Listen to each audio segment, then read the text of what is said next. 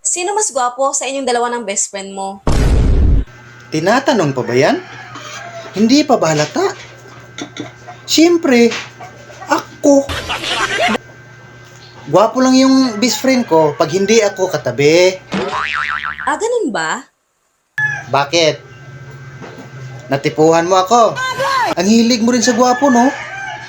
Kasi ang anak ng tita ko nabuntis. Ngayon, tinatanong siya kung sino ang nakabuntis. Oh. Anong sabi? Isa daw sa inyong dalawa ng best friend mo ang nakabuntis.